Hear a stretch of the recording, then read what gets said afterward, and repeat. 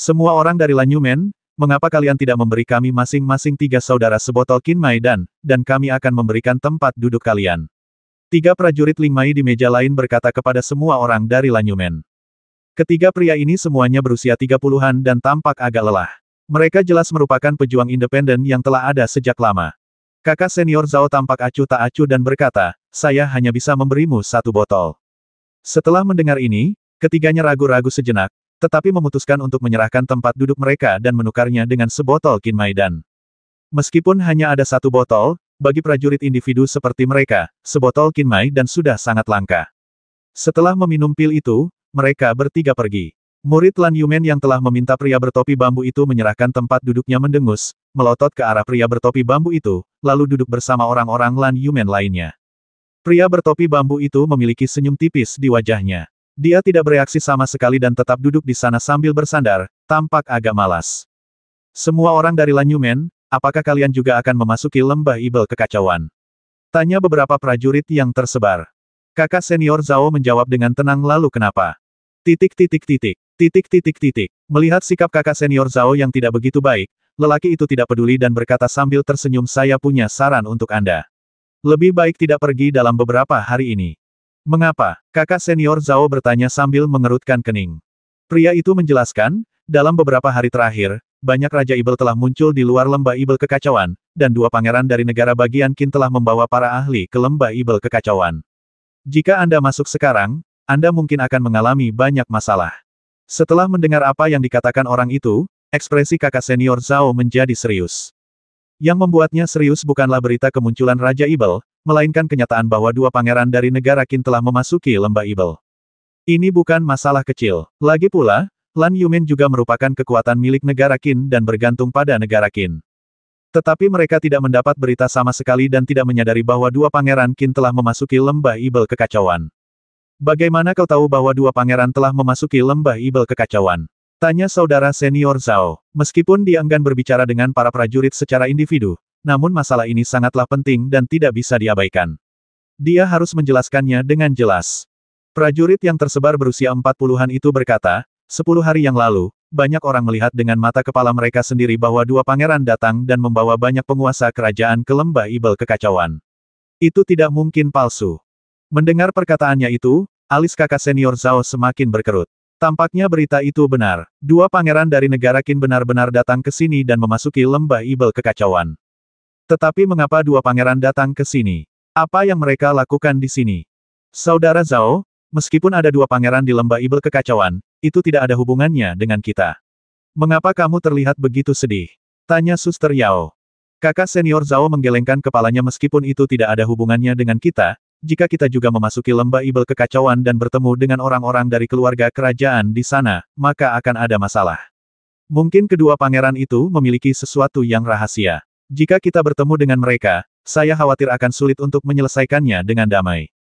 Setelah mendengar ini, orang-orang lain di Lanyumen juga mengerti dan mengangguk, berpikir bahwa apa yang dikatakan saudara senior Zhao masuk akal. Kalau begitu, kakak senior Zhao, apakah kita akan kembali? Seseorang bertanya. Kakak senior Zhao merenung sejenak dan berkata, tetaplah di sini untuk saat ini dan tunggu dan lihat apa yang terjadi. Tunggu 3 hari sebelum mengambil keputusan. Mendengar dia mengatakan ini, orang-orang lain di Lanyumen tidak keberatan. Lagi pula, 2 atau 3 hari tidak masalah, jadi tidak ada salahnya menunggu beberapa hari lagi. Akan tetapi, lelaki bertopi bambu yang duduk di sudut itu nampak mendengarkan dengan diam, dan warna aneh berkelebat di matanya yang tersembunyi di bawah topi bambu itu. Saat malam tiba, semua orang di Lanyumen tampak sedikit lelah dan kurang berbicara. Lampu di penginapan dinyalakan. Mengaum, tiba-tiba terdengar suara gemuruh binatang buas di luar, yang membuat semua orang di Lanyumen terkejut dan waspada. Sebaliknya para prajurit yang tercerai-berai itu tampak sangat santai dan tidak bereaksi sama sekali. Namun kemudian saya melihat seorang lelaki tua menunggangi harimau hitam yang tingginya lebih dari 1 meter berjalan memasuki penginapan. Raungan binatang buas tadi dibuat oleh harimau hitam di bawah lelaki tua itu. Orang tua itu berpakaian putih, yang sangat kontras dengan harimau hitam di bawahnya dan tampak sangat aneh. Semua orang di Lanyumen terkejut karena harimau hitam di bawah lelaki tua itu ternyata memancarkan aura yang mendekati Raja Ibel. Meskipun dia bukan Raja Ibel sejati, jika diberi waktu, harimau hitam ini pasti akan menerobos ke alam Raja Ibel. Orang tua berpakaian putih ini ternyata bisa menunggangi harimau hitam yang hendak menjelma menjadi Raja Ibel, itu menandakan kalau kekuatannya sendiri sudah sangat dahsyat. Orang-orang di Lanyumen tidak mengenal lelaki tua ini, tetapi banyak prajurit yang tersebar di sana mengenalinya dan menunjukkan rasa kagum di mata mereka. Hah, kamu dari Lanyumen. Orang tua itu menatap kakak senior Zhao dan yang lainnya dan bertanya dengan nada tenang. Kakak senior Zhao tidak berani mengabaikan orang tua itu. Orang tua ini jelas seorang pria yang kuat. Dia berdiri dan memberi hormat dengan tinjunya. Saya Zhao Xixian, murid tertua dari Sekte Lanyu. Bolehkah saya tahu nama Anda, senior? Orang tua itu mengerutkan kening dan bertanya, apa yang kalian lakukan di sini, orang-orang dari Sekte Lanyu? Melihat sikap buruk lelaki tua itu, Zhao Xixian tidak memberi hormat lagi dan berkata, kita di sini untuk memasuki lembah Ibel kekacauan. Kalau begitu kau boleh kembali. Lembah Ibel bukanlah tempat yang cocok untuk dimasuki anak kecil sepertimu. Kata lelaki tua itu dengan dingin. Setelah kata-kata ini diucapkan, semua orang di Sekte Lanyu menjadi semakin tidak senang. Lagi pula, mereka berasal dari sekte besar dan semuanya sombong. Sekalipun Anda seorang guru senior, Anda tidak bisa memandang rendah mereka seperti ini. Pada saat itu, raut wajah Zhao Xixian berubah dingin. Kami tidak butuh kalian untuk menyalahkan kami saat kami melakukan sesuatu. Orang tua itu melirik Zhao Xixian, tersenyum dingin, dan tidak mengatakan apa-apa lagi. Dia menoleh ke sekelilingnya dan melihat seorang laki-laki mengenakan topi bambu di sudut, tampak sedikit bingung. Tuan Hu, bagaimana situasi terkini di lembah Ibel kekacauan? Beberapa prajurit yang tersebar bertanya kepada orang tua itu dengan tatapan yang sangat hormat. Hu tua tidak acuh terhadap para prajurit yang tersebar ini, dan berkata banyak hal telah terjadi, ini tidak damai. Selain dua pangeran Qin, tampaknya beberapa orang yang tidak diketahui asal-usulnya telah masuk. Anda seharusnya tidak masuk baru-baru ini, diperkirakan sesuatu yang buruk akan terjadi. Mendengar apa yang dikatakan Guru Hu, para prajurit yang tersebar mengangguk satu demi satu. Mereka sangat menghormati Guru Hu dan percaya pada nasihatnya. Masyarakat Lanyumen tidak mengetahui siapakah sang harimau tua ini, namun para pendekar yang kerap nongkrong di sini mengetahui betul bahwa sang harimau tua ini merupakan sosok yang sangat terkenal. Meskipun dia juga seorang pejuang individu, dia jauh lebih baik daripada pejuang individu biasa. Dia tidak hanya memiliki kekuatan yang tak terduga, tetapi dia juga keluar masuk lembah Ibel kekacauan sepanjang tahun dan sangat akrab dengan lingkungan di dalam lembah tersebut. Dapat dikatakan bahwa harimau tua ini adalah tiran lokal dan orang sok tahu di lembah Ibel kekacauan. Siapapun yang datang ke sini untuk mencari nafkah harus berurusan dengan harimau tua ini. Lagi pula, Hu tua dan Guru Qin yang bertugas di sini adalah saudara angkat. Dengan hubungan ini, Old Hu secara alami dapat mencari nafkah di daerah ini. Larut malam, seorang pria mengenakan topi bambu berdiri di luar kota, memandangi gunung menjulang tinggi tak jauh dari sana. Apa yang sedang kamu lihat? Sebuah suara tua datang dari belakang, dan seekor harimau hitam terlihat berjalan perlahan ke arah mereka, dengan seekor harimau tua berpakaian putih duduk di punggung harimau itu. Lelaki bertopi bambu itu tidak menoleh, tetapi tersenyum tipis. Saya sedang melihat gunung itu. Si tua Hu menatap laki-laki ini dengan semakin banyak keraguan di matanya. Sebelumnya di penginapan, Hu tua merasa bahwa lelaki ini tidak biasa, tetapi dia tidak dapat mengatakan dengan pasti apa yang tidak biasa tentangnya. Dan sekarang, keberadaan orang ini menjadi semakin aneh, yang membuat si tua Hu diam-diam merasa khawatir. Tidak ada yang istimewa dari puncak ini. Mengapa kamu ingin melihatnya? Tanya Hu tua. Lelaki bertopi bambu itu menunjuk ke arah gunung, dan Hu tua juga melihat bahwa lelaki itu mengenakan cincin safir biru, yang sangat indah dan jelas merupakan barang yang luar biasa. Meskipun Hu tua hanya seorang prajurit independen, ia juga seorang yang berpengetahuan luas.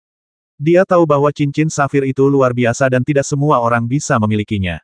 Oleh karena itu, dia diam-diam menduga bahwa lelaki yang memakai topi bambu itu kemungkinan bukan orang biasa. Pada saat itu, Hu tua diam-diam mengaktifkan mata rohaninya, ingin melihat wajah orang ini.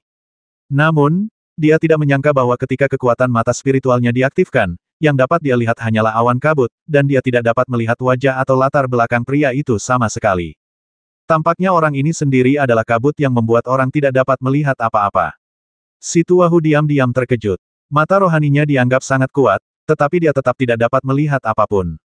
Apa yang dibuktikan oleh hal ini? Hal ini membuktikan bahwa kekuatan orang ini tidak terduga atau penglihatan spiritualnya lebih kuat dari dirinya sendiri. Dia bahkan membuka mata ketiganya yang tak terduga, itulah sebabnya dia tidak bisa melihat menembusnya. Tidakkah Anda pikir puncak itu, Tuan Hu, tampak seperti pohon palem? Pria bertopi bambu itu berkata sambil tersenyum tipis, sambil menunjuk ke arah gunung yang tidak jauh dari sana. Mendengar ini, Hu Tua terkejut, lalu dia memperhatikan dengan saksama. Setelah diamati lebih dekat, gunung itu memang berbentuk seperti pohon palem. Si Tua Hu sudah lama tinggal di sini, tapi dia belum pernah menyadari pemandangan aneh ini. Tetapi ini bukanlah suatu keajaiban, ini hanya sebuah gunung yang berbentuk seperti pohon palem. Ada banyak sekali gunung seperti itu di 9 kerajaan, dan tidak perlu terlalu diperhatikan. Siapa kamu? Dari mana asalmu? Tanya harimau tua, sementara harimau hitam di bawahnya juga tengah menatap lelaki bertopi bambu itu dengan matanya yang tajam. Pria bertopi bambu itu menoleh, menatap Tuan Hu, dan berkata sambil tersenyum, saya hanya orang biasa. Tidak perlu khawatir tentang siapa saya. Si harimau tua mengerutkan kening, dan harimau hitam di bawahnya melepaskan energi ibel dan geraman pelan keluar dari tenggorokannya, seakan-akan hendak menerkam lelaki bertopi bambu itu jika mereka tidak sependapat. Lelaki bertopi bambu itu menunduk menatap harimau hitam itu, sudut mulutnya sedikit terangkat. Dia tampaknya tidak menyangka bahwa harimau hitam ini, yang tingkatnya hampir setara dengan Raja Ibel, begitu menakutkan. Pada saat itu, terjadi keributan di kota. Si harimau tua menepuk-nepuk kepala si harimau hitam, menatap tajam ke arah lelaki bertopi bambu itu, lalu kembali ke kota. Pria bertopi bambu mengikutinya sambil tersenyum. Seseorang keluar dari lembah ibel kekacauan. Di kota Hautu, lampu-lampunya terang benderang, seolah-olah saat itu siang hari. Banyak orang berkumpul di satu tempat, menatap dua orang yang keluar dari lembah ibel kekacauan dengan panik. Keduanya tampak setengah baya dan memiliki luka di sekujur tubuh. Satu orang mengalami patah lengan, dan satu lagi memiliki bekas cakaran di punggungnya. Keduanya terluka parah. Apa yang sebenarnya terjadi? Dengan kekuatan kalian berdua, kalian seharusnya tidak terluka parah di lembah ibel kekacauan. Seseorang bertanya, dan jelas bahwa dia adalah seseorang yang mengenal kedua orang ini. Pria dengan lengan patah itu tampak pucat dan ketakutan, lalu berkata, entah mengapa beberapa monster dari lembah dalam muncul. Kami bertemu dengan 3 raja monster. Ada lebih dari 10 orang yang bepergian bersama, tetapi hanya 2 dari kami yang berhasil lolos. Yang lainnya tewas. Begitu kata-kata itu diucapkan, semua orang yang hadir terkejut, terutama para prajurit yang tercerai-berai, mereka merasa tidak dapat percaya. Kebanyakan monster di lembah ibel kekacauan tidak terlalu kuat, dan raja monsternya pun tidak banyak. Lagi pula, hanya di daerah yang dalam saja monster-monster kuat akan muncul. Dan sekarang, seluruh lembah ibel kekacauan benar-benar dapat digambarkan dengan kata kekacauan. Si Tua Hu pun mendekat, menatap mereka berdua, lalu mengerutkan kening. Orang-orang dari Lanyumen berdiri tidak jauh, mendengarkan diskusi para prajurit yang tersebar, dan ekspresi mereka tidak terlalu bagus. Sepertinya sesuatu yang tidak terduga memang telah terjadi di lembah ibel kekacauan. Kami bertindak bijaksana dengan tidak terburu-buru, kata Zhao Xixian. Tapi lembah ibel kekacauan sudah kacau balau, ayo kita kembali ke gerbang Lanyu. Seseorang berkata dengan hati-hati. Zhao Xixian melotot ke arah orang yang berbicara, dan orang tersebut segera menyadari bahwa dia telah mengatakan sesuatu yang salah dan terdiam. Adik Yao berkata, mari kita lakukan apa yang dikatakan kakak senior Zhao dan tunggu beberapa hari. Mungkin setelah beberapa hari, lembah ibel yang kacau akan tenang. Seharusnya lebih aman untuk masuk saat itu. Pria bertopi bambu berdiri di luar kerumunan, mendengarkan semua yang dikatakan orang lain. 4 hari kemudian, lebih banyak orang keluar dari Chaos Demon Valley dengan selamat. Meskipun mereka menghadapi beberapa bahaya, tidak ada korban jiwa. Old Hu bahkan pergi sendiri ke Chaos Demon Valley, dan kembali setengah hari kemudian, sambil berkata bahwa situasi di Chaos Demon Valley sudah tenang untuk sementara, tetapi tidak diketahui kapan gelombang akan muncul lagi. Para prajurit yang tersebar itu yang telah menunggu lama, memasuki lembah ibel kekacauan satu demi satu. Kelompok Lan Yumen juga memanfaatkan kesempatan ini untuk memasuki lembah. Di tengah hutan lebat yang dipenuhi roh-roh jahat, seorang pria mengenakan topi bambu berjalan perlahan. Di bahunya, tergeletak seekor anak guk-guk Golden Retriever yang tertidur, tampak mengantuk dan malas. Lembah ibel kekacauan penuh dengan monster, namun dimanapun pria bertopi bambu itu lewat, monster-monster itu selalu mundur. Sepanjang jalan ke sini, tidak ada satupun monster yang menghalangi jalan dan menyerang. Di depan lelaki bertopi bambu itu, ada 3 semut emas besar, yang tengah membuka jalan baginya. Setiap semut memancarkan aura yang mendekati aura Raja Ibel, dan tidak lebih lemah dari harimau hitam di bawah tahta harimau tua. Ketiga semut ini ditutupi sisik emas. Walaupun mereka belum tumbuh dewasa, sekilas orang dapat mengetahui bahwa mereka adalah semut sisik emas yang sangat kuat di antara para monster. Begitu mereka mencapai usia dewasa, mereka akan tumbuh menjadi raja semut bersisik emas dan memiliki kekuatan raja monster. Dengan 3 semut sisik emas yang memimpin jalan, tidak ada monster di bawah level Raja Ibel yang akan mengganggu pria bertopi bambu. Tiba-tiba ketiga semut bersisik emas itu berhenti dan mengambil posisi untuk menyongsong musuh, tampak sangat ketakutan. Pria bertopi bambu juga berhenti dan melihat ke depan. Guk-guk Golden Retriever yang berbaring di bahu pria itu menguap, menyipitkan matanya yang mengantuk, tetapi segera terbangun. Seorang wanita cantik mengenakan gaun panjang berwarna perak dan rambut peraknya yang menjuntai sampai ke pinggul muncul di hadapannya pada suatu saat. Alis wanita itu penuh pesona, dan matanya tampaknya mampu sepenuhnya memikat hati seseorang. Ketiga semut bersisik emas yang masih di bawah umur itu gemetar ketakutan. Sekalipun mereka tengah berusaha bersiap melawan musuh, dilihat dari penampilan mereka, diperkirakan jika wanita berambut perak itu membuat gerakan sekecil apapun, ketiga semut kecil bersisik emas ini akan ketakutan setengah mati. Lelaki bertopi bambu melambaikan tangannya dan memasukkan tiga semut kecil bersisik emas ke dalam kantong hewan. Tidak ada sedikit pun ekspresi terkejut di matanya yang tersembunyi di balik topi bambu itu. Guk-guk Golden Retriever yang berbaring di bahunya menatap wanita berambut perak itu dengan ekspresi bingung, lalu mengendus pelan, seolah mencium aroma wanita berambut perak itu. Wanita berambut perak itu berjalan perlahan ke arah pria bertopi bambu dengan senyum menghina di wajahnya, tetapi berhenti 10 langkah jauhnya. Kamu dan aku benar-benar ditakdirkan untuk bersama. Wanita berambut perak itu berkata sambil tersenyum. Aura ibel yang amat mengerikan memancar darinya, membuat para monster di sekitarnya ketakutan hingga mereka merangkak di tanah, tidak berani bergerak sedikitpun. Akan tetapi, Guk-guk Golden Retriever di bahu Fang Lin sama sekali tidak terpengaruh oleh aura jahat wanita berambut perak itu, dan tetap memperlihatkan ekspresi bingung.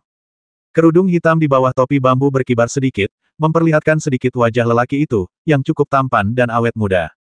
Kau datang menemuiku, apakah kau ingin membasmiku? Pria bertopi bambu itu berkata, suaranya tenang, seolah-olah dia sedang membicarakan sesuatu yang sangat sepele.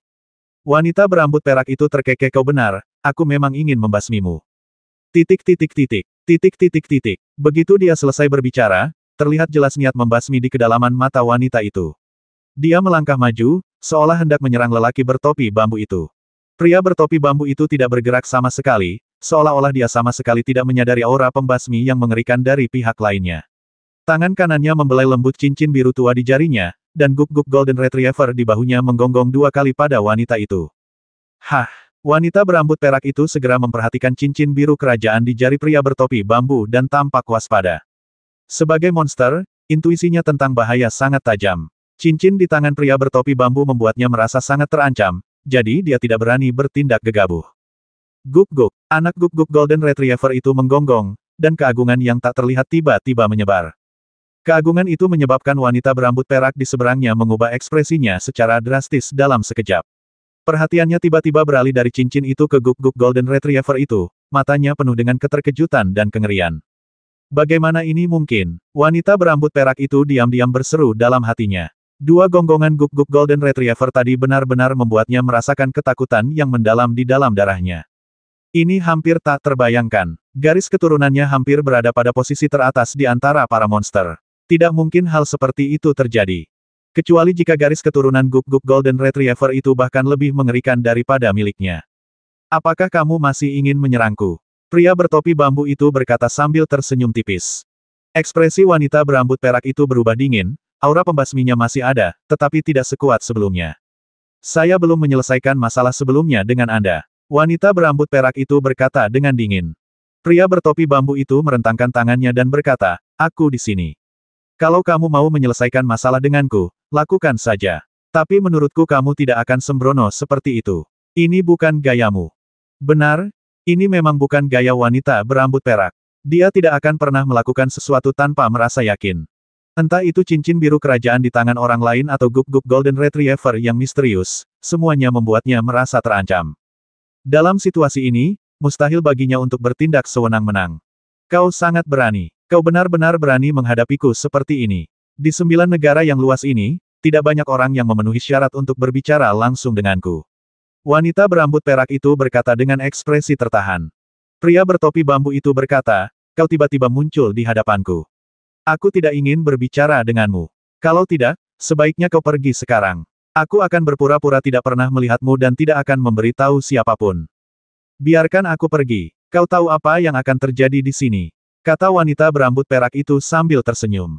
Pria bertopi bambu itu berkata oh dan bertanya, apakah ada sesuatu di lembah ibel kacau ini yang menarik minatmu? Atau apakah kau akan menggunakan trik lamamu lagi untuk menghasut para monster di sini agar bekerja untukmu, lalu bergegas keluar dari lembah ibel kacau dan menyebabkan penderitaan besar bagi semua makhluk hidup? Jangan bilang aku tidak mengingatkanmu, ini bukan gunung yang penuh dengan binatang buas. Jika kau berani membuat kerusuhan di antara monster di sini, negara Qin akan segera mengirim orang untuk memadamkannya. Saat itu, kau mungkin tidak akan bisa melarikan diri. Pria bertopi bambu itu berkata dengan nada sinis. Wanita berambut perak itu mencibir monster-monster di sini tidak sepadan dengan kedatanganku secara langsung. Dari penampilanmu, sepertinya kau tidak tahu rahasia tempat ini. Lelaki bertopi bambu itu tetap terdiam saat mendengar hal ini. Dia datang ke sini tanpa mengetahui apa yang terjadi di lembah Yaoluan. Hehe, aku tidak akan menyerangmu, tapi aku tidak yakin dengan yang lain di sini. Kuharap kau tidak mati dengan menyedihkan. Wanita berambut perak itu berkata, dan sosoknya tiba-tiba menghilang, hanya menyisakan aura ibel tebal yang bertahan lama. Lelaki bertopi bambu itu menarik napas dalam-dalam, dan wajahnya yang tersembunyi di balik topi itu tampak sangat serius. Keluar. Tiba-tiba, lelaki bertopi bambu itu menoleh ke arah lain dan berkata dengan acuh tak acuh. Aku melihat sesosok tubuh berjalan keluar perlahan-lahan. Ini adalah pria bertopeng berpakaian hitam, dengan aura dingin, seperti pembasmi tak kasat mata yang bersembunyi dalam kegelapan, yang mengerikan. Kamu juga di sini. Pria bertopi bambu itu tidak tampak terkejut sama sekali. Lelaki yang mengenakan topeng besi hitam itu mengeluarkan suara serak Raja Api telah tiba secara langsung. 4 kata sederhana ini mengubah ekspresi pria bertopi bambu, dan matanya menjadi lebih khawatir. Setelah pria bertopeng itu selesai berbicara, dia tampak tidak mau berbicara lagi padanya dan berbalik serta pergi. Guk-guk Golden Retriever di bahunya tampak mengantuk dan menguap. Pria bertopi bambu itu menggendong anak guk-guk itu di tangannya dan membelai tubuhnya. Si guk-guk Golden Retriever tampak sangat menikmatinya, dengan ekspresi nyaman di wajahnya, meringkuk dalam pelukan pria bertopi bambu. Pria bertopi bambu itu berjalan perlahan ke depan, terus bergerak menuju kedalaman lembah ibel kekacauan. Kakak senior Zhao, tampaknya lembah ibel kacau ini tidak seberbahaya yang kita bayangkan. Kelompok Lan Yumen sedang berjalan di lembah. Zhao Xixian berjalan di depan, memegang pedang panjang dan tampak sangat berhati-hati. Jangan ceroboh. Buah Ningluhan belum ditemukan. Begitu kita menemukannya, kita akan pergi dan tidak akan tinggal lebih lama lagi. Zhao Xixian berkata tanpa menurunkan kewaspadaannya. Saudara Zhao benar, tempat ini hanya tenang sementara. Mungkin badai yang lebih besar akan datang. Kita bisa pergi setelah menemukan buah Ningluhan. Kita tidak bisa menginginkan yang lain. Adik perempuan Yao juga mengatakan demikian. Pada saat ini, Zhao Xixian yang berjalan di depan tiba-tiba mengubah ekspresinya. Semuanya, perhatikan. Dengan teriakan keras, Zhao Xixian mengayunkan pedangnya tanpa ragu-ragu, dan energi pedang bersiul ke arah depan. Seekor monster banteng ungu bergegas mendekat, dan energi pedang mengenai tubuhnya, tetapi tidak menyebabkan goresan sama sekali. Sebaliknya, ia menjadi lebih ganas. Raja Ibel, semua orang dari Lan Yumen berseru.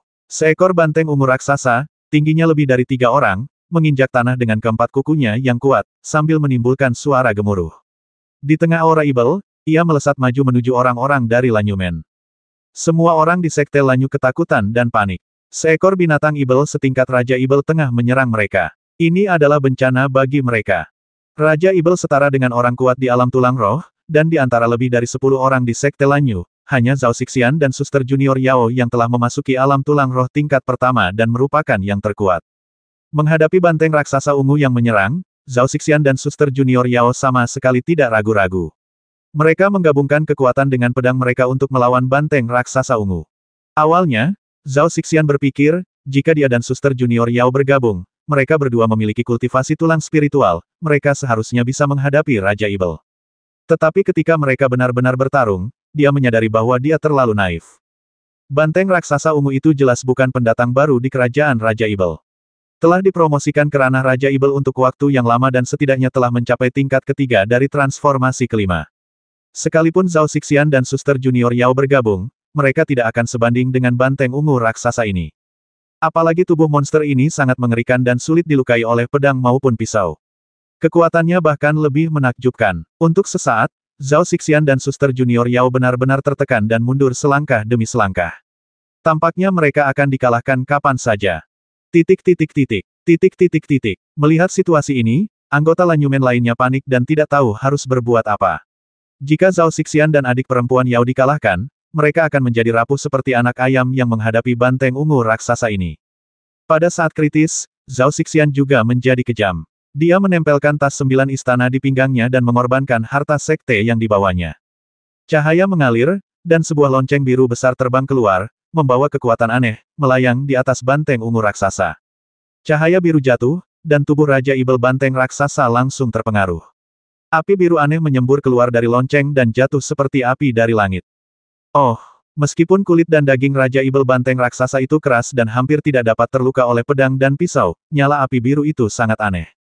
Begitu menyentuh tubuh Raja Ibel banteng raksasa, ia bagaikan belatung di tulang tarsal dan mulai membakar kulit dan daging Raja Ibel banteng raksasa. Merasakan kesakitan, Raja Ibel banteng raksasa menjadi semakin marah, matanya berubah merah, aura ibelnya melonjak, dan dia membuka mulutnya dan mengeluarkan raungan yang memekakkan telinga. Aura Raja Ibel sepenuhnya terkendali dalam raungan ini. Semua orang di Sekte Lanyu berteriak kesakitan. Darah mengalir dari telinga mereka. Mereka merasa pusing dan hampir tidak dapat berdiri. Bahkan Zhao Xixian dan adik perempuan Yao, yang tingkat kultivasinya lebih tinggi, merasakan layar hitam di depan mata mereka dan suara dengungan di telinga mereka. Raja Ibel banteng raksasa memanfaatkan situasi tersebut dan menyerbu keluar dari bawah cahaya lonceng biru, diselimuti api dan disertai suara berderak, dan dengan kasar menjatuhkan Zhao Xixian dan adik perempuan Yao. Engah, keduanya berdarah dan terluka parah. Meski mereka tidak mati, mereka setengah mati. Kalau saja bukan karena fisik sang pendekar tulang spiritual yang kuat, tulang-tulangnya pasti sudah hancur terkena hantaman itu. Meski begitu, mereka berdua tidak mampu lagi bertarung. Meskipun lonceng biru itu sangat kuat, ia kehilangan kendali dan jatuh ke tanah. Raja Ibel banteng raksasa menjadi marah dan langsung menyerang orang-orang dari Lan Yumen yang tersungkur ke tanah karena aumannya. Dengan suara keras, semua orang di Lan Yumen menginjak-injak Raja Ibel banteng raksasa. Suara tulang patah, kepala meledak, dan darah serta daging berceceran tak ada habisnya. Lebih dari selusin orang dari Sekte Lanyu semuanya mati di bawah keempat kuku Raja Ibel banteng raksasa. Mereka hampir terinjak-injak menjadi pasta daging, dan bahkan tidak ada mayat yang relatif lengkap. Kematian mereka amat menyedihkan. Adegan ini membuat mata Zhao Xixian dan suster junior Yao terbuka lebar dan mereka hampir pingsan. Semua murid yang mereka bawa meninggal. Bahkan jika mereka berdua bisa selamat dan kembali ke Sekte Lanyu, mereka akan dihukum berat. Lagi pula, keinginan untuk kembali hidup-hidup sekarang tampaknya menjadi kemewahan yang mustahil. Raja Ibel banteng raksasa nampaknya gila. Dia menginjak-injak mayat tak berbentuk orang-orang Lan Yumen. Lumpur dan daging bercampur jadi satu, tulang-tulang yang patah beterbangan di mana-mana. Itu seperti api penyucian. Pada saat itu, muncullah sesosok pria, dialah pria bertopi bambu. Zhao Xixian dan suster junior Yao sangat gembira, mengira mereka telah bertemu seorang penyelamat, tetapi ketika mereka melihat energi spiritual orang tersebut datang, mereka jatuh putus asa lagi. Pria bertopi bambu itu memandang Raja Ibel banteng raksasa gila dan mayat-mayat yang berserakan di tanah, lalu menggelengkan kepalanya, dan melihat Zhao Xixian dan suster junior Yao tergeletak di samping dengan luka serius. Kemudian, pria bertopi itu melihat ke arah jam biru besar yang terjatuh ke tanah tak jauh dari sana, dan matanya yang tersembunyi di bawah topi itu tiba-tiba berbinar.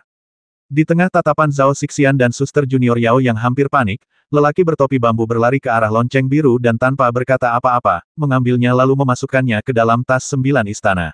Serangkaian gerakannya halus dan alami, seolah-olah dia telah melakukan pencurian semacam ini berkali-kali, yang membuatnya sangat terampil. Orang menyebalkan. Ini adalah harta karun gerbang Lanyu milikku. Zhao Xixian tidak dapat menahan diri untuk tidak mengumpat. Meski nyawanya hampir terancam, dia tetap geram saat melihat harta bendanya dirampas. Adik junior Yao juga sangat marah. Orang macam apakah mereka? Mereka tidak hanya melihat korbannya mati tanpa menyelamatkan mereka, mereka juga merampas harta benda mereka. Orang-orang seperti ini harus diinjak-injak sampai mati. Lelaki bertopi bambu yang telah memungut harta karun itu tampak sangat puas, dan tampaknya hendak berbalik dan melarikan diri. Pada saat ini, Raja Ibel banteng raksasa tidak puas hanya dengan menginjak mereka, jadi dia menatap Zhao Xixian dan suster junior Yao dengan mata bantengnya, mengerang, dan bergegas maju dengan keempat kukunya.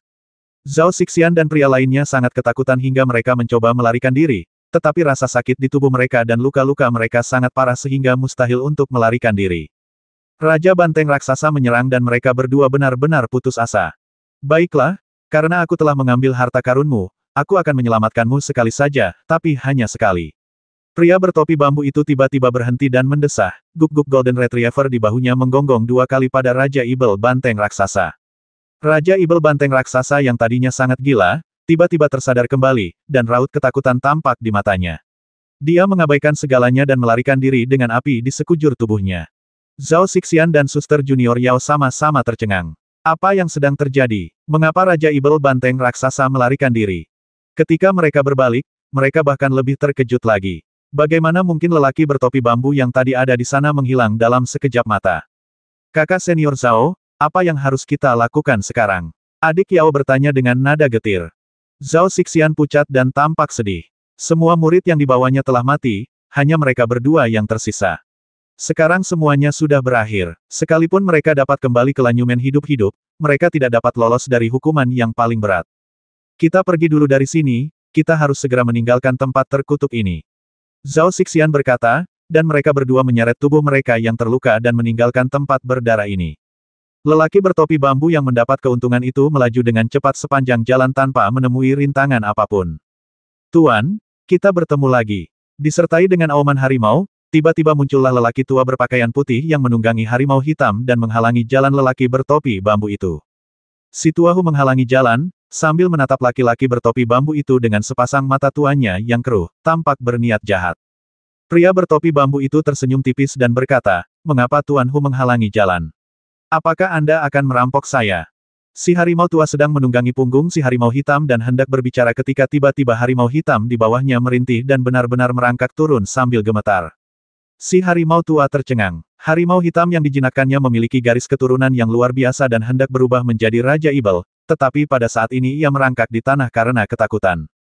Dalam pelukan lelaki bertopi bambu, si Guk-Guk Golden Retriever menatap harimau hitam itu dengan penuh minat, sambil sesekali mengedipkan matanya yang besar. "Kau makhluk tak berguna." Si harimau tua menepuk-nepuk si harimau hitam, namun betapapun ia menepuk atau memarahi, harimau hitam itu tetap tidak mau berdiri. Ia berbaring di tanah, jinak seperti kucing rumahan. Lelaki bertopi bambu itu tersenyum dan berkata, "Sepertinya tunggangan Tuan Harimau itu punya kepribadian yang unik." Si harimau tua merasa malu sekali. Dia menjinakkan harimau hitam sebagai tunggangan hanya agar terlihat lebih mengesankan. Tetapi sekarang, karena suatu alasan, harimau hitam itu tergeletak di tanah dengan kedua kakinya memegangi kepalanya. Kelihatannya pengecut sekali. Siapakah sebenarnya kamu? Si tua Hu menatap lelaki bertopi bambu itu dan bertanya dengan nada yang tidak begitu baik. Pria bertopi bambu itu membelai Guk-Guk Golden Retriever di tangannya dan berkata, "Saya hanya orang biasa. Mengapa Tuan Hu begitu peduli pada saya?" Hu tua tentu saja tidak mempercayainya. Dia tidak dapat melihat menembus kedalaman pria di depannya, dan harimau hitamnya sangat ketakutan. "Bagaimana orang ini bisa menjadi orang biasa? Karena kamu tidak mau mengatakannya, maka aku tidak punya pilihan selain menyinggungmu." Si tua Hu mendengus dingin, auranya meningkat, dan dia hendak menyerang lelaki bertopi bambu itu. Tanpa diduga, tiba-tiba si Golden Retriever menggonggong 2 kali, membuat harimau hitam itu gemetar seluruh tubuhnya, lalu lari terbirit-birit sambil menggendong harimau tua di punggungnya. Old Tiger berada dalam kondisi yang buruk. "Apakah ada yang dapat kau lakukan, Black Tiger otang pembawa sial? Aku baru saja hendak menunjukkan kekuatanku dan kau malah lari. Selamat tinggal, aku tidak akan mengantarmu." Lelaki bertopi bambu itu melambaikan tangannya dan tersenyum sambil memperhatikan harimau hitam itu menggendong harimau tua yang sedang berlari menjauh. Lalu sosok itu melintas dan menghilang dari tempatnya. "Silver Fox, akhirnya kami menangkapmu." Jauh di dalam lembah, wanita berambut perak itu dikelilingi oleh beberapa sosok, tetapi tidak ada kepanikan di wajahnya. Dia tampak sangat tenang, seolah tidak peduli seberapa kuat orang-orang yang mengepungnya.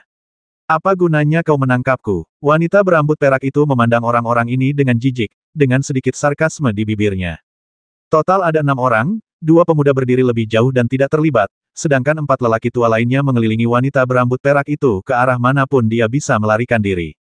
Keempat lelaki tua ini semuanya memancarkan aura yang sangat kuat. Sekilas mereka tampak sebagai orang-orang kuat yang telah memasuki alam tulang roh selama bertahun-tahun. Aura mereka jauh lebih kuat dibandingkan aura para master tulang roh biasa. Kedua pemuda itu sama-sama mengenakan jubah ular piton hitam, memiliki wajah yang agak mirip, dan memiliki aura kerajaan samar-samar yang terpancar dari mereka. "Kami sudah tahu tujuan kedatanganmu ke sini, dan kami pasti tidak akan membiarkanmu berhasil," kata pria muda yang lebih tinggi. Wanita berambut perak itu menatap mereka berdua dan menyeringai Kaisar Qin benar-benar bersedia membiarkan kedua putranya datang ke sini secara langsung. Apakah dia tidak takut kehilangan nyawanya di sini? "Silver Fox, kau terlalu sombong. Cloning saja sudah cukup bagi kami untuk menangkapmu. Pria muda jangkung itu berkata dengan dingin. Tidak diragukan lagi, kedua pemuda ini adalah dua pangeran dari keluarga kerajaan Qin, dan keempat lelaki tua itu tentu saja adalah bangsawan kerajaan yang mereka bawa. Pangeran ke-8, Pangeran ke-6, mohon mundurlah sedikit. Monster ini tidak mudah untuk dihadapi. Kita harus berusaha sekuat tenaga untuk menekannya, kata seorang lelaki tua sambil tampak serius. Mendengar ini, kedua pangeran itu mundur agak jauh. Kalian berempat adalah satu-satunya yang berpikir bisa menekanku. Kalian terlalu melebih-lebihkan diri sendiri. Silver Fox mencibir, dengan ekspresi lebih mengejek di wajahnya. Ledakan. Saat berikutnya, aura ibel tak terbatas muncul, rambut perak berkibar, rok panjang berkibar, dan sepasang kaki ramping dan indah terekspos di udara. Keempat lelaki tua itu tidak berminat mengagumi kakinya, dan ekspresi mereka sangat serius. Mereka berempat menyerang bersama-sama, energi internal mereka melonjak keluar, dan bersama-sama mereka membentuk jejak telapak tangan yang sangat kuat. Jejak telapak tangan itu jatuh, bermaksud untuk menekan wanita berambut perak itu. Sayangnya, keempat lelaki tua itu meremehkan kekuatan wanita berambut perak itu dan melebih-lebihkan kekuatan mereka sendiri. Dengan mengarahkan jarinya, tenaga ibel itu mengamuk dengan hebat dan seketika itu juga menggagalkan serangan telapak tangan dari keempat orang itu. Keempat lelaki tua itu terkejut tetapi mereka tetap tenang. Mereka sudah tahu bahwa rubah perak itu sangat kuat dan meskipun itu hanya klon, ia tidak akan mudah ditekan. Mereka berempat langsung menyerbu ke depan, masing-masing menunjukkan kekuatannya, dan bekerja sama satu sama lain dengan sangat baik. Wanita berambut perak itu menanggapi dengan tenang tanpa menunjukkan tanda-tanda kekalahan, tetapi sangat sulit baginya untuk melarikan diri untuk sementara waktu. Kedua pangeran itu berdiri di kejauhan, menonton dengan dingin. Pangeran ke-6 memegang token hitam di tangannya. Barang ini diberikan oleh Kaisar Qin dan diminta untuk dibawa oleh kedua pangeran. Jika situasinya tidak baik, mereka akan menggunakan token ini. Pada saat ini, empat Raja Ibel menyerang dari belakang dan langsung menuju ke arah kedua pangeran itu. Pengadilan kematian. Kedua pangeran itu mendengus dingin dan saling menyerang.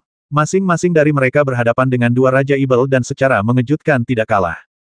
Terutama pangeran ke-6, setiap gerakannya sangat mendominasi. Dia tidak menggunakan banyak tenaga dalam, tetapi menekan kedua Raja Ibel hanya dengan kekuatan tubuh fisiknya. Kekuatan seperti itu sangat langka di antara rekan-rekannya. Namun pertarungan yang lebih sengit terjadi antara wanita berambut perak dan keempat lelaki tua itu. Wanita berambut perak itu bertarung 1 lawan 4, dan meskipun dia tidak memperlihatkan wujud aslinya sebagai monster, dia tetap membuat keempat lelaki tua itu pusing. Melihat pertempuran itu telah berlangsung lama, keempat lelaki tua itu saling berpandangan dan mengangguk. Salah satu lelaki tua itu membanting tas Istana 9, dan sebuah piring giok terbang keluar. Ada pola-pola aneh terukir di atasnya, yang tampak agak misterius. Tiga tetua lainnya masing-masing menyuntikkan energi internal mereka ke dalam piring giok. Tiba-tiba, piring giok itu bersinar terang dan pola-pola di atasnya tampak menjadi hidup. Melihat ini, wanita berambut perak itu sedikit mengernyit, lalu tangan gioknya terdorong ke depan, berubah menjadi cakar yang tajam, dan menyerbu ke arah lempengan giok itu dengan ganas. Namun, cakar tajam itu mencair bagaikan es dan salju saat menyentuh lempengan giok, dan sama sekali tidak memberikan pengaruh apapun pada lempengan giok itu. Tidak hanya itu, lempengan giok itu juga memancarkan seberkas cahaya, menyelimuti wanita berambut perak itu. Wanita berambut perak itu mengerang dan ekspresinya tiba-tiba berubah. Suatu kekuatan yang luar biasa mengalir di sekujur tubuhnya, membuatnya merasa seolah-olah terjebak dalam rawa, tidak mampu menahan diri. Setelah mendapatkan harta karun itu, keempat tetua itu masing-masing menyerang dengan telapak tangannya, mengenai wanita berambut perak itu. Wanita berambut perak itu memuntahkan darah, wajahnya tampak jelek, dan ada tatapan ganas di matanya. Jika kamu marah, kamu akan mati dengan menyedihkan. Wanita berambut perak itu berkata dengan marah, dan ekor rubah tiba-tiba muncul di belakangnya.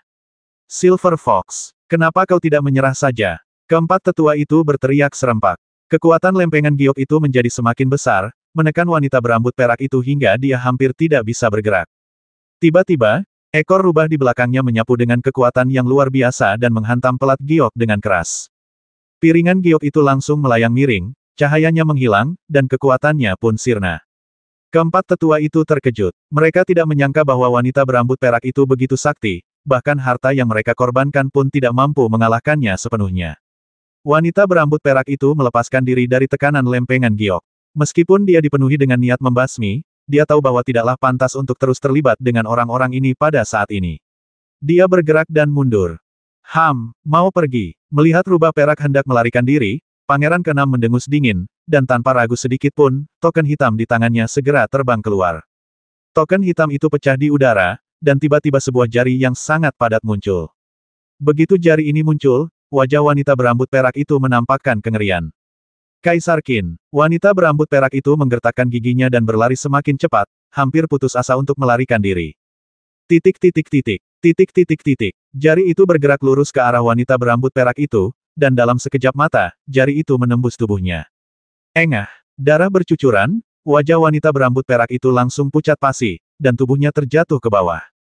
Setelah jari itu melukai wanita berambut perak itu dengan parah, jari itu menghilang, seolah-olah jari itu hanya memiliki kekuatan untuk menyerang satu kali. Mengejar, keempat tetua dan kedua pangeran segera mengejar ke arah wanita berambut perak itu melarikan diri. Namun ketika dia mendekat, yang dia lihat hanya bercak darah dan tidak ada jejak wanita berambut perak itu. Pangeran keenam mengerutkan kening, wajahnya tampak sedikit jelek, dan keempat tetua bahkan semakin bingung. Wanita berambut perak itu terluka parah oleh kekuatan Kaisar Qin, dan seharusnya tidak bisa bergerak. Bagaimana dia bisa lolos? Lihatlah sekeliling, Ibel rubah ini tidak akan bisa melarikan diri jauh. Pangeran keenam berkata dengan muram. Ya, keempat tetua itu menanggapi dan berpencar untuk mencari wanita berambut perak itu. Pada saat ini, wanita berambut perak itu berlari liar sambil menggendong seseorang. Hehe, kamu jatuh ke tanganku. Lelaki bertopi bambu itu menatap keindahan dalam pelukannya. Meskipun ini adalah monster, ia sangat memikat setelah berubah menjadi bentuk manusia. Sayangnya lelaki bertopi bambu itu bukanlah orang yang bernafsu, sehingga tidak mempunyai pikiran-pikiran yang aneh-aneh.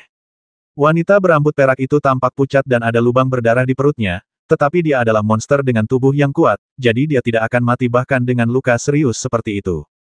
Tetapi jika dia terus membiarkan darah mengalir keluar, tidak peduli seberapa kuat tubuhnya, dia tidak akan mampu bertahan lama. Mengapa kau menyelamatkanku? Apa kau tidak takut aku akan membasmimu? Wanita berambut perak itu berkata lemah, dengan tatapan muram di matanya. Lelaki bertopi bambu itu mengerutkan bibirnya dan berkata, bisakah kau membasmiku? Dan kau harus mengerti dengan jelas bahwa aku tidak berusaha menyelamatkanmu. Aku berusaha menangkapmu dan menggunakanmu sebagai tunggangan. Wanita berambut perak itu mencibir tunggangan. Kau mau menunggangiku sekarang, atau menunggangiku dalam wujud asliku? Pernyataan ini cukup ambigu. Akan tetapi, pria bertopi bambu tidak mempercayainya sama sekali. Dia bahkan tidak melihat keindahan dalam pelukannya dan berlari tanpa henti. Sambil melarikan diri, pria bertopi bambu itu juga mengeluarkan obat kuno dan menempelkannya pada lubang berdarah di perut wanita berambut perak itu. Obat kuno berubah menjadi titik cahaya dan menghentikan pendarahan.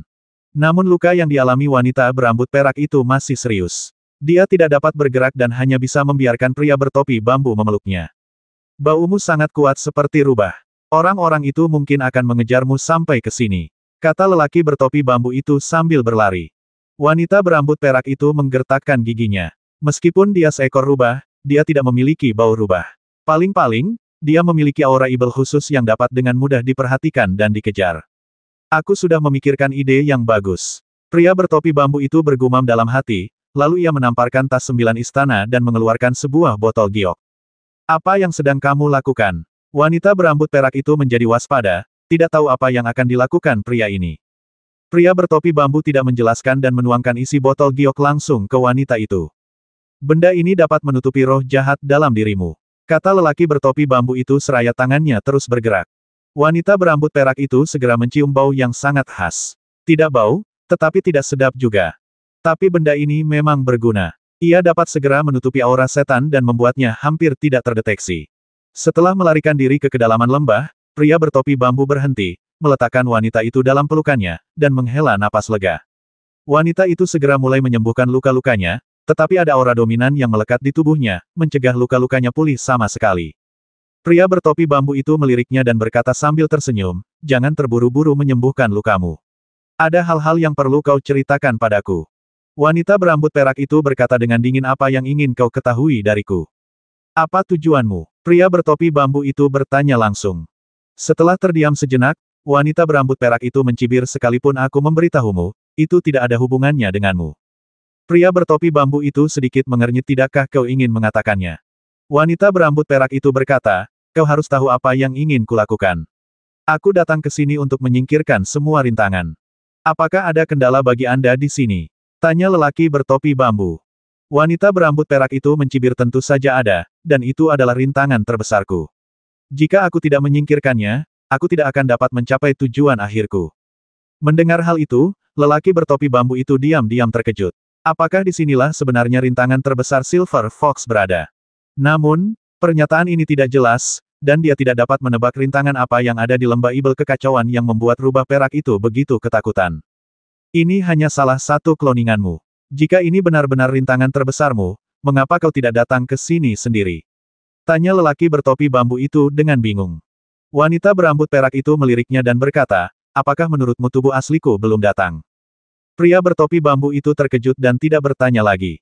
Pada saat itu, sebuah peti mati tembaga yang dilapisi karat hijau terbang mendekat.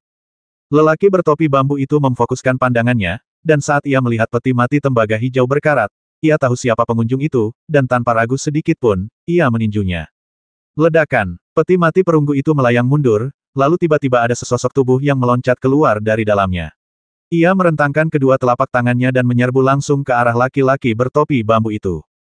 Mencari kematian, pria bertopi bambu itu mengumpat dan langsung maju ke depan. Ketika kedua lelaki itu bertarung, mereka berdua terkejut dan merasakan kekuatan dahsyat milik pria lainnya. Sudah lama sekali kita tidak bertemu. Kau sudah menjadi jauh lebih kuat. Pemuda berpakaian putih itu berkata dengan dingin. Dia menghantamkan telapak tangannya ke arah lelaki bertopi bambu, lalu melangkah mundur dan berdiri di atas peti mati tembaga hijau berkarat. Pria bertopi bambu itu juga mundur sedikit dan berkata, aku tidak menyangka kau akan datang ke sini. Apa yang kau lakukan di sini kali ini? Kurasa kau tidak datang untuk nongkrong, kan? Pemuda berpakaian putih itu mendengus apa tujuanmu. Aku jelas tidak di sini untuk nongkrong. Saya memang di sini untuk jalan-jalan. Pria bertopi bambu itu berkata dengan serius. Hehe, pemuda berpakaian putih itu hanya mencibir mendengar perkataan lelaki bertopi bambu dan tidak menanggapinya dengan serius sama sekali. Lelaki bertopi bambu itu menatap pemuda berbaju putih dari atas ke bawah lalu berkata sambil tersenyum, mungkin sekarang kau takkan mampu mengalahkanku. Pemuda berpakaian putih itu bersikap tenang dan berkata, aku datang ke sini bukan untuk melawanmu, melainkan untuk bergabung denganmu. Bergabung, ceritakan padaku. Pria bertopi bambu itu bertanya dengan tenang. Pemuda berpakaian putih itu tidak langsung berbicara, tetapi melirik ke arah wanita berambut perak yang duduk bersila tidak jauh darinya, dengan ketakutan di matanya. Siapa dia? Tanya pemuda berpakaian putih itu sambil mengerutkan kening. Lelaki bertopi bambu itu berkata dengan santai itu hanya monster yang berubah wujud menjadi manusia, jangan khawatirkan dia. Pemuda berpakaian putih itu sedikit terkejut ketika mendengarnya. Jika seekor monster ingin berubah ke bentuk manusia, levelnya harus sangat tinggi. Wanita berambut perak itu sama sekali tidak tampak seperti monster, bahkan tidak ada sedikit pun aura evil di tubuhnya. Dia bisa berubah begitu sempurna, jadi dia mungkin bukan monster biasa. Titik. Dia tentu saja tidak tahu bahwa alasan mengapa wanita berambut perak itu tidak memiliki aura evil sedikit pun adalah karena pria bertopi bambu telah menaburkan sesuatu padanya untuk menutupi aura evil itu. Kalau tidak peduli seberapa sempurna transformasinya, aura evil akan menyebar lebih banyak atau lebih sedikit. Ini tidak dapat dihindari. Cepat katakan padaku, mengapa kau ingin bergabung denganku? Pria bertopi bambu itu mendesak, tampak sedikit tidak sabar. Pemuda berpakaian putih itu menjadi serius dan berkata, ada seseorang yang harus kita tangani bersama. Siapa dia? Ceritakan semuanya sekaligus. Jangan ceritakan setengahnya dan sembunyikan setengahnya lagi, kata pria bertopi bambu. Pemuda berpakaian putih itu berkata, seperti kau dan aku, dia juga keturunan dari kuil suci tertinggi. Dia adalah musuh bebuyutanku dan pernah melukaiku dengan parah dan hampir membasmiku. Sekarang dia muncul lagi dan datang ke sini. Lelaki bertopi bambu itu menyentuh wajahnya dan berkata, apa hubungannya denganku? Dia musuh bebuyutanmu, mengapa kau tidak menghadapinya sendiri? Pemuda berpakaian putih itu mencibir menurutmu, jika dia membasmiku, dia akan membiarkanmu pergi. Sebagai keturunan, dia akan membasmi semua keturunan lainnya dan mengambil semuanya dari kita. Lelaki bertopi bambu itu mengangguk sepertinya begitu. Melihat pihak lain tampaknya yakin, pemuda berpakaian putih itu berkata, selain Anda, saya telah mencapai konsensus dengan penerus lainnya. Dengan kekuatan gabungan kita bertiga, kita pasti akan dapat mengalahkan orang itu. Tidak akan terlambat untuk menyelesaikan keluhan kita saat itu. Apakah ada orang lain? Tanya lelaki bertopi bambu. Pemuda berpakaian putih itu mengangguk kau akan segera melihatnya, tetapi kau tidak perlu khawatir. Aku sudah sepakat dengannya bahwa kita bertiga tidak akan saling bermusuhan sebelum mengalahkan pria itu. Pria bertopi bambu itu tersenyum dan berkata, Kalau begitu, saya setuju dengan permintaanmu. Baiklah, simpanlah slip giok ini dan tetaplah berhubungan satu sama lain. Kata pemuda berpakaian putih itu sambil menyerahkan kepingan giok kepada lelaki bertopi bambu.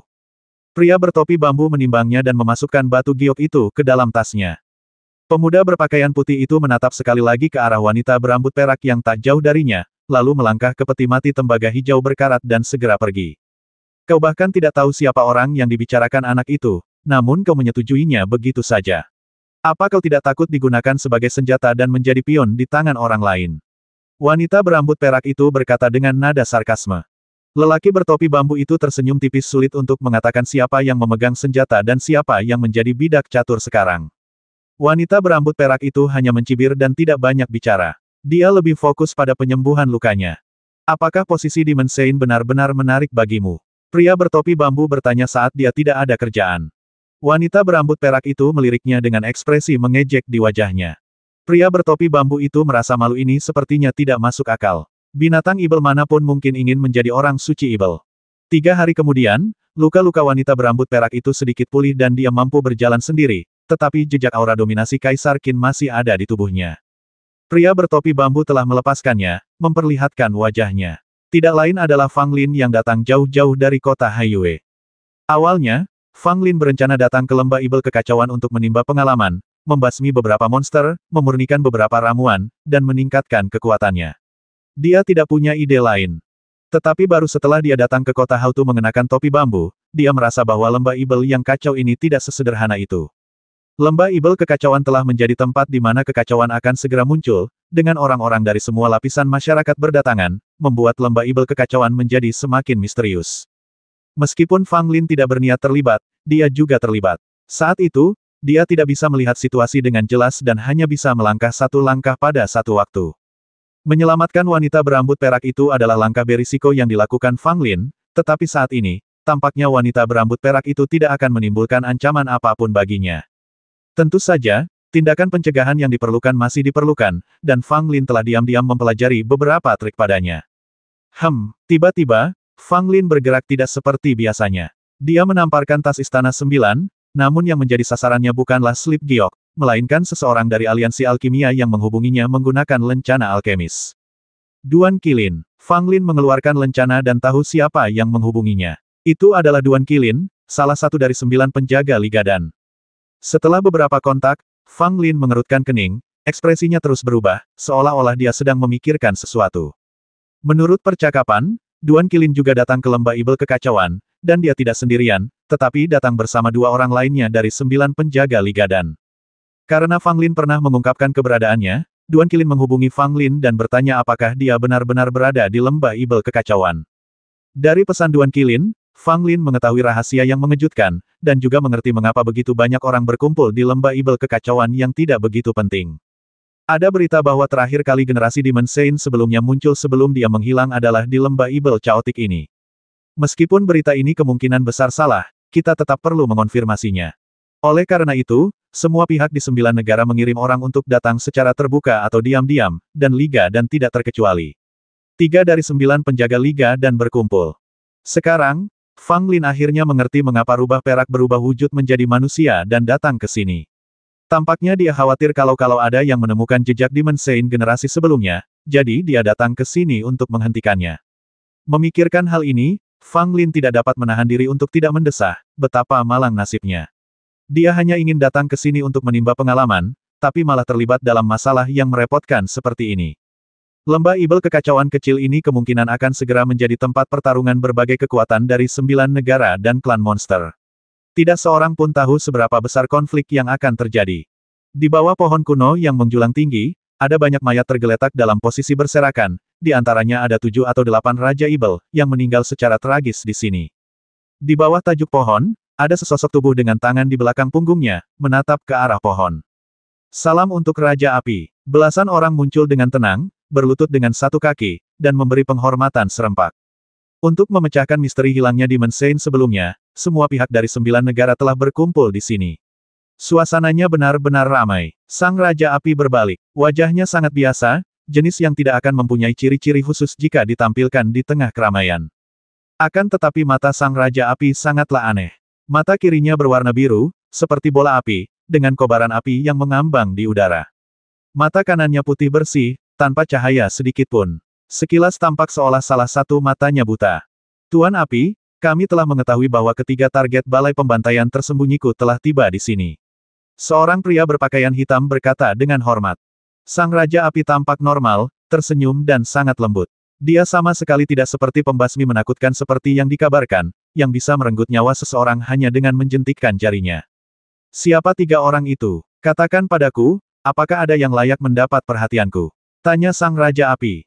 Pria berpakaian hitam itu berkata dengan jujur Pangeran ke-6 Qin, Ying Jiufang, wakil kepala paviliun Qianjin dari Tang, Wei Yun, dan Fang Lin dari Ligadan.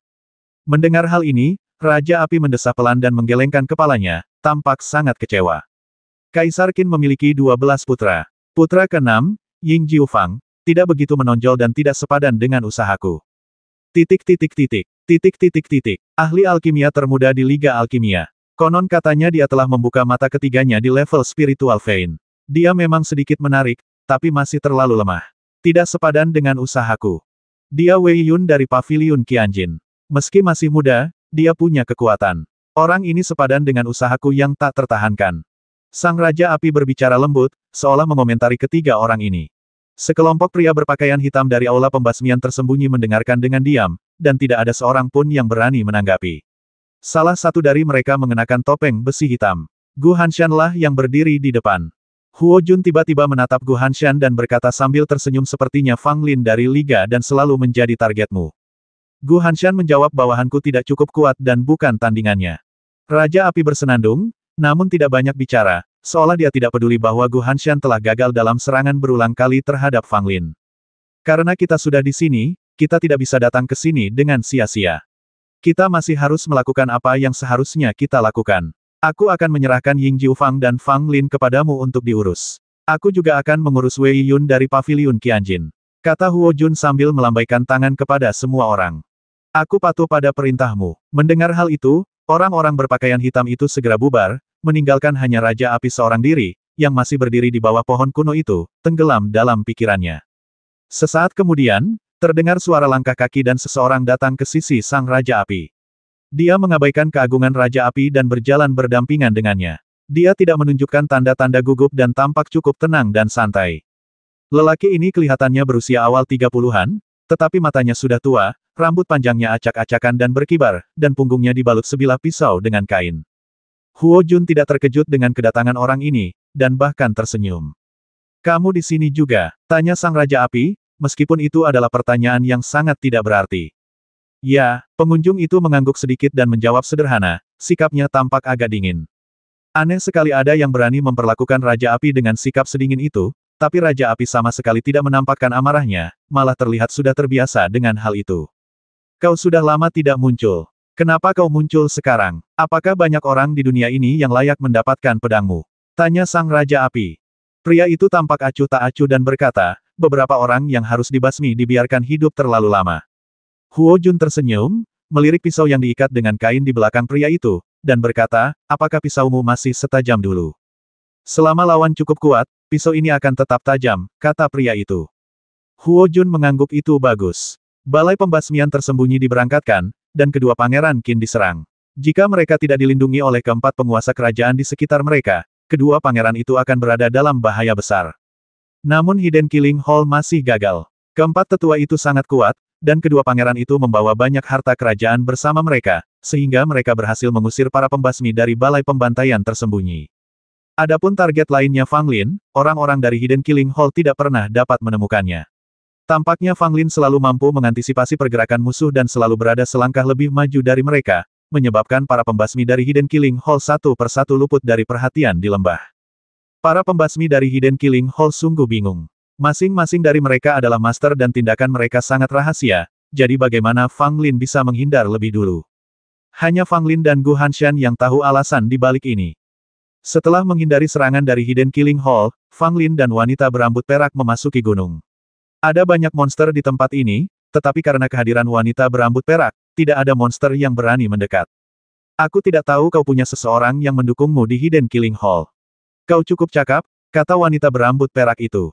Fang Lin berkata dengan santai kita hanya bisa bersembunyi untuk sementara waktu. Orang-orang dari aula pembasmian tersembunyi akan segera menyusul kita. Silver Fox mencibir, apakah kamu butuh bantuanku untuk menghadapi orang-orang ini? Jika kamu memohon padaku, aku akan mempertimbangkan untuk membantumu sekali saja. Fang Lin tersenyum dan berkata, lupakan saja. Apakah kamu orang yang baik hati?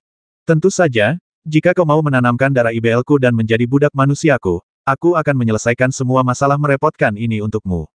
Wanita berambut perak itu berkata dengan ekspresi mengejek di wajahnya. Fang Lin menggelengkan kepalanya berulang kali. Hanya orang bodoh yang akan melakukan hal seperti menanam darah IBL dan menjadi budak manusia. Bahkan jika orang di depannya memiliki peluang bagus untuk menjadi orang suci IBL di masa depan, Fang Lin tidak akan pernah melakukan hal seperti itu. Ngomong-ngomong, apakah Demon Saint generasi sebelumnya benar-benar hilang? Fang Lin bertanya dengan hati-hati. Wanita berambut perak itu bahkan tidak memandang Fang Lin, dia juga tidak menanggapi sama sekali. Melihat ini, Fang Lin tidak bertanya apa-apa lagi, tetapi berpikir tentang bagaimana cara mengetahui latar belakang rubah perak ini. Pada saat ini, slip giok yang diberikan pemuda berpakaian putih itu bereaksi. Fang Lin mengambil slip giok itu dan ekspresinya langsung berubah. Apakah mereka akhirnya sampai? Fang Lin bergumam pada dirinya sendiri, mengerutkan kening, dan sedang mempertimbangkan apakah akan pergi dan membantu pemuda berpakaian putih itu. Lupakan saja, sebagai penerus kuil tertinggi, mustahil bagiku untuk menjauh darinya meskipun aku ingin. Jika orang itu benar-benar sekuat yang dikatakan pemuda berpakaian putih itu, cepat atau lambat dia akan mengancamku. Lebih baik bergabung dengan mereka sekarang dan menyingkirkannya. Fang Lin berkata dalam hati. Dia sudah punya rencana. Aku telah menyelamatkanmu. Apakah kau ingin membalas budiku karena telah menyelamatkan nyawamu? Fang Lin melirik wanita berambut perak itu. Tolong, aku tidak memintamu untuk menyelamatkanku, dan aku akan membasmimu segera setelah aku pulih dari luka-lukaku, kata wanita berambut perak itu. Fang Lin memutar matanya. Orang ini sungguh tidak punya prinsip. Yang dia katakan hanyalah bahwa dia ingin membasminya. Kalau begitu aku tidak akan peduli padamu lagi. Fang Lin berkata, lalu pergi tanpa ragu-ragu. Wanita berambut perak itu ragu-ragu sejenak, lalu mengikuti Fang Lin. Pertempuran pun dimulai dengan tenang. Pemuda berpakaian putih dan pria parubaya lainnya berdiri berdampingan dengan ekspresi yang sangat serius. Di hadapan mereka berdiri seorang pemuda berwajah dingin dan sebilah pisau diikatkan kain di punggungnya.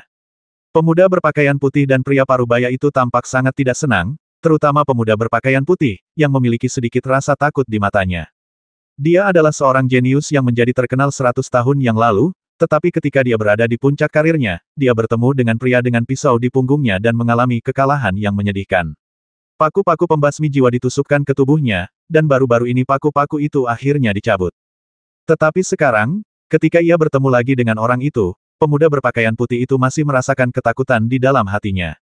Pria parubaya di sebelahnya berada dalam situasi serupa, dengan ekspresi yang sangat serius. Dia juga merupakan pewaris kuil tertinggi dan memiliki kultivasi yang luar biasa, tetapi dia juga telah menderita kerugian besar di tangan pria dengan pisau di punggungnya ini. Pada saat ini, kedua pria itu bergabung untuk menghadapi pria dengan pisau di punggungnya, tetapi mereka sepenuhnya ditekan oleh pihak lain baik dalam momentum maupun kekuatan. Jenderal yang kalah, apakah kau ingin bergabung untuk melawan aku? Lelaki dengan pisau di punggungnya berbicara tanpa emosi, seolah-olah ia sedang berbicara kepada dua mayat. Kamu terlalu sombong. Sekarang zamannya sudah berbeda. Pemuda berpakaian putih itu berteriak dengan tegas. Lelaki dengan pisau di punggungnya memiliki ekspresi kosong di wajahnya, matanya menatap tajam ke arah pemuda berpakaian putih dan lelaki parubaya, rambut panjangnya yang acak-acakan berkibar bebas. Meskipun pisau di belakangnya diikat dengan kain, namun samar-samar terlihat aura yang menakutkan. Pisau inilah yang pernah menyebabkan dua pemuda berpakaian putih mengalami kemunduran besar. Titik. Namun saat itu pisau tersebut tidak diikat dengan kain. Silakan, jika kau bisa memaksaku menggunakan pisauku, itu akan dianggap kemajuan untukmu, kata lelaki itu dengan pisau di punggungnya, satu tangan di belakang punggungnya dan satu menunjuk ke arah mereka berdua. Ekspresi dan perilakunya menunjukkan rasa jijiknya. Sikap seperti itu tentu saja menunjukkan bahwa dia tidak menanggapi serius kedua orang itu, dan membuat kedua pemuda berpakaian putih itu sangat marah. Pemuda berpakaian putih mengambil alih penyerangan. Telapak tangannya ganas dan kekuatan alam tulang roh dilepaskan tanpa syarat. Lelaki setengah baya itu mengikutinya dari dekat, menendang dengan bayangan kakinya yang berat, dan menyerbu ke arah lelaki yang menenteng pisau di punggungnya dengan momentum seperti gunung yang runtuh dan bumi yang terbelah. Kedua pemuda berpakaian putih itu tahu betul bahwa mereka tidak bisa gegabah saat bertarung dengan laki-laki yang menodongkan pisau di punggungnya. Mereka harus menggunakan seluruh kekuatannya untuk merebut inisiatif. Jika tidak, jika dia memanfaatkan kesempatan apapun, mereka berdua akan berada dalam situasi yang sangat pasif. Pengalaman mereka sebelumnya dalam berkelahi memberitahu mereka bahwa jika pria dengan pisau di punggungnya mengambil inisiatif, mereka pada dasarnya tidak akan memiliki peluang untuk menang. Menghadapi dua orang yang datang menyerangnya dengan agresif, laki-laki dengan pisau di punggungnya tetap tenang, kakinya tertanam kokoh seperti dua gunung, tidak bergerak seperti batu. Dia tidak menghunus pedangnya, dia hanya mengarahkan telapak tangannya ke arah kedua pria itu. Semua kekuatan terpusat di telapak tangan ini, tersembunyi namun tidak dilepaskan. Wah! Ketika kedua telapak tangan saling beradu, raut wajah pemuda berpakaian putih itu tiba-tiba berubah. Dia mengerang dan terlempar mundur. Pria parubaya itu mengayunkan kakinya, mengarah langsung ke wajah pria yang menodongkan pisau di punggungnya, dan hampir berhasil. Tanpa diduga, laki-laki dengan pisau di punggungnya mundur sedikit, dan tendangan pria parubaya itu hanya menyentuh ujung hidungnya. Teknik kaki pria parubaya itu tiba-tiba berubah dari menyapu horizontal menjadi menghentak ke bawah. Lelaki dengan pisau di punggungnya mengulurkan tangan kirinya, dengan jari telunjuk dan jari manis berdiri berdampingan, dan dengan lembut menyentuh pergelangan kaki lelaki parubaya itu. Kali ini pria parubaya itu tampak sangat tidak senang. Dia tidak berani melawan dan langsung mundur. Dalam pertarungan pertama mereka, meski serangan keduanya sangat dahsyat, namun dengan mudah dapat dipatahkan oleh pria yang menodongkan pisau di punggungnya, seolah-olah gerakan mereka dapat diketahui secara jelas oleh pihak lawan. Aku membiarkanmu mengambil langkah pertama, tapi kau mengecewakanku. Lelaki dengan pisau di punggungnya menggelengkan kepalanya dan mengambil langkah tiba-tiba, lalu gelombang udara tak terlihat menyapu. Pemuda berpakaian putih dan pria parubaya juga melepaskan aura mereka untuk melawannya. Ledakan, konfrontasi momentum tampak lebih intens daripada bentrokan gerakan sebelumnya. Sesaat debu beterbangan kemana-mana, pohon-pohon serta batu-batu di sekitarnya hancur berkeping-keping dan beterbangan kemana-mana. Tanah retak dan banyak sekali monster berlarian, takut kalau mereka akan terkena dampaknya. Beberapa prajurit juga menyadari keributan itu dan segera datang ke sini untuk mencari tahu apa yang sedang terjadi. Apakah ini semua kemajuan yang telah kamu buat selama bertahun-tahun? Suara laki-laki dengan pisau di punggungnya terdengar, dan dia melangkah maju, bergerak ke arah kedua pria itu. Dengan setiap langkah maju, pria dengan pisau di punggungnya menjadi semakin mengesankan, seolah-olah dia sendiri adalah pedang berharga yang telah ditempa ribuan kali, dan saat bilah pedang itu mendekat, tekanannya pun berlipat ganda. Pemuda berpakaian putih dan pria parubaya itu menggertakkan gigi dan berusaha mati-matian menahan laju pria yang menodongkan pisau di punggungnya. Mereka amat terkejut. Dia telah menjadi begitu kuat. Itulah perasaan yang sama dalam hati mereka berdua.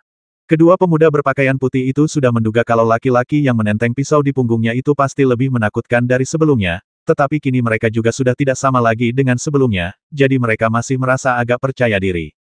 Tetapi sekarang setelah pertarungan itu, keduanya menyadari bahwa mereka salah, sepenuhnya salah. Pria dengan pisau di punggungnya jauh lebih kuat daripada sebelumnya, jauh melampaui dugaan mereka sebelumnya. Pemuda berpakaian putih dan pria parubaya itu bahkan bertanya-tanya, apakah dia telah mengambil langkah penting itu dan memasuki alam sumber roh. Jika dia benar-benar memasuki alam sumber roh, itu akan sangat mengerikan, melampaui pewaris kuil lainnya dan berada jauh di depan. Kesenjangannya, dibandingkan dengan masa lalu, bukan saja tidak menyempit, tetapi malah menjadi lebih besar. Sesaat, baik pemuda berpakaian putih maupun lelaki parubaya itu sama-sama mengerang dalam hati. Apa yang harus mereka lakukan? Dalam situasi saat ini, bahkan jika orang lain datang menolong, dia kemungkinan besar akan mati. Dia tidak akan sebanding dengan pria yang menodongkan pisau di punggungnya.